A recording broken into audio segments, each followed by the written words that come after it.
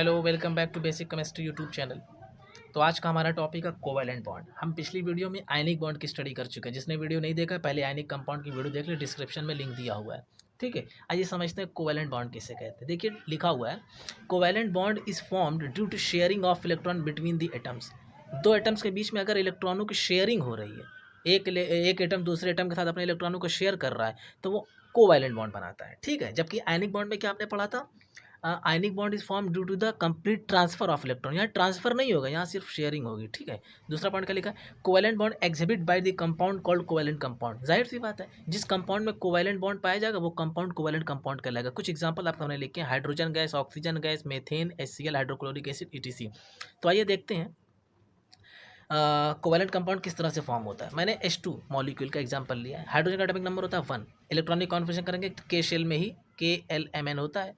ठीक है, 4 शेल होती है, तो K में यहाँ 1 इलेक्ट्रॉन भरेंगे और इलेक्ट्रॉन है ही नहीं। दूसरा हाइड्रोजन लेकर आएंगे क्योंकि H2 मॉलिक्यूल है, उसका भी 1 होगा 1। ठीक है, अब इसके पास भी 1 इलेक्ट्रॉन है वैलेंस शेल में, बाहरी वाली शेल में, और इसके पास भी 1 इलेक्ट्रॉन है बाहर शेल में।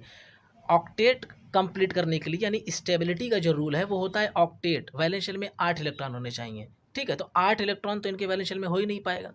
ठीक है, तो एक रूल होता है स्टेबिलिटी का ऑक्टेट कंप्लीट करना, दूसरा रूल होता है ड्यूप्लेट कंप्लीट करना, यानी वैलेंस शेल में 2 इलेक्ट्रॉन हो। तो हाइड्रोजन ड्यूप्लेट कंप्लीट कर सकता है, 1 इलेक्ट्रॉन अगर ये कहीं से गेन कर ले, 1 इलेक्ट्रॉन कहीं से गेन कर ले। तो अब इनके साथ कौन है, हाइड्रोजन ही है। अगर ये इनसे 1 इलेक्ट्रॉन ले लेगा तो इसके पास तो इलेक्ट्रॉन ही नहीं बचेगा, तो ये दोनों एक दूसरे इलेक्ट्रॉन लेंगे नहीं। ये क्या करेंगे, दोनों लोग आप करीब आएंगे, करीब आने पर इलेक्ट्रॉन अपना आपस में शेयर कर देंगे। एक ऐसी कॉमन जगह रख देंगे जहाँ से इलेक्ट्रॉन दोनों का माना जाएगा। ठीक है, अगर मैं इस हाइड्रोजन को छुपा दूं और इस हाइड्रोजन की बात करूं तो आप इलेक्ट्रॉन गिनेंगे कितना आ रहा है, 1 2 ड्यूप्लेट कंप्लीट। इस हाइड्रोजन को छुपा दूं तो यहाँ कितना इलेक्ट्रॉन आ रहा है, 1 2 ड्यूप्लेट कंप्लीट। तो इसका भी ड्यूप्लेट कंप्लीट, इसका भी ड्यूप्लेट कंप्लीट। किसी ने किसी को इलेक्ट्रॉन नहीं दिया, सिर्फ शेयर किया है, एक कॉमन एरिया में अपना इलेक्ट्रॉन रख दिया है। तो इस तरह से शेयरिंग ऑफ इलेक्ट्रॉन जब होती है तो कोवैलेंट बॉन्ड बनता है। तो इसको हम लोग ऐसे दिखा सकते हैं, हाइड्रोजन सिंगल बॉन्ड हाइड्रोजन, 2 इलेक्ट्रॉनों की शेयरिंग हो रही तो सिंगल बॉन्ड बनेगा। ठीक है, तो इस तरह से कोवैलेंट कंपाउंड बनता है, कोवैलेंट बॉन्ड बनता है। दूसरा अगर हम देखना चाहें फॉर्मेशन ऑफ हाइड्रोक्लोरिक एसिड, तो फिर से हाइड्रोजन एटॉमिक नंबर 1, कॉन्फिगरेशन करेंगे 1 आएगा। ठीक है, KLMN। क्लोरीन का एटॉमिक नंबर होता है 17, तो 2 फिर 8 फिर 7।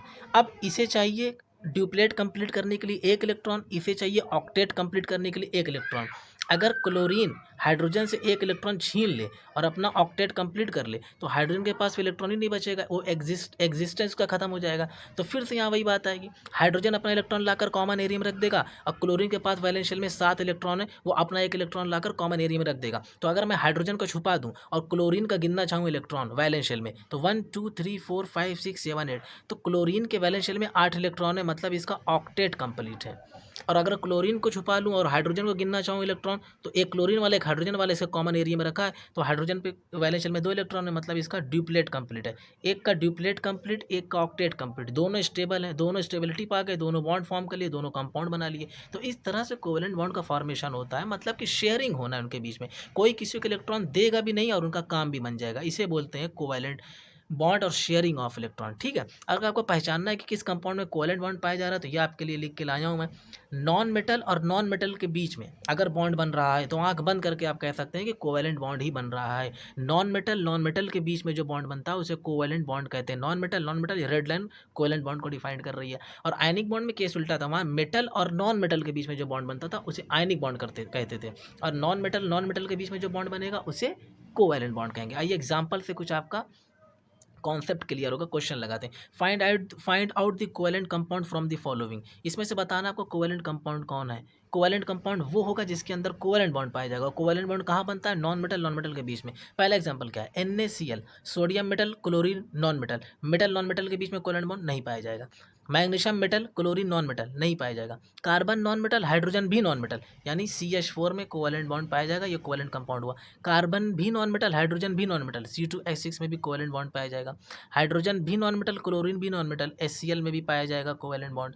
Mg मेटल है नहीं पाया जाएगा, एल्युमिनियम मेटल है नहीं पाया जाएगा। फिर से carbon non metal chlorine non metal, तो CCl4 में भी कोवैलेंट कंपाउंड पाया जाएगा। ठीक है, nitrogen non metal hydrogen non metal, तो इसमें भी कोवैलेंट कंपाउंड पाया जाएगा, कोवैलेंट बॉन्ड पाया जाएगा। हाइड्रोजन नॉन मेटल ऑक्सीजन भी नॉन मेटल, तो इसमें भी कोवैलेंट बॉन्ड पाया जाएगा। और ये सब एग्जांपल है कोवेलेंट कंपाउंड के। सीधी सी बात है, नॉन मेटल अगर हैं आपस में बॉन्ड बना रहे हैं तो कोवेलेंट बॉन्ड बनाएंगे, मेटल नॉन मेटल आपस में बॉन्ड बना रहे हैं तो वो आयनिक बॉन्ड बनाएंगे। बस इतनी सी बात है, ठीक है। तो आयनिक बॉन्ड की वीडियो जिसने नहीं देखा है वो डिस्क्रिप्शन में लिंक दिया, आयनिक बॉन्ड कैसे बनता है उसकी वीडियो देख ले, ठीक है। और अपना कॉन्सेप्ट क्लियर करें। बाकी आपके नोट्स तैयार हो गई, आप स्क्रीनशॉट लेना चाहते हैं तो स्क्रीनशॉट ले सकते हैं। ये पहला दूसरा पेज और ये आपका पहला पेज, ठीक है। Thanks for watching.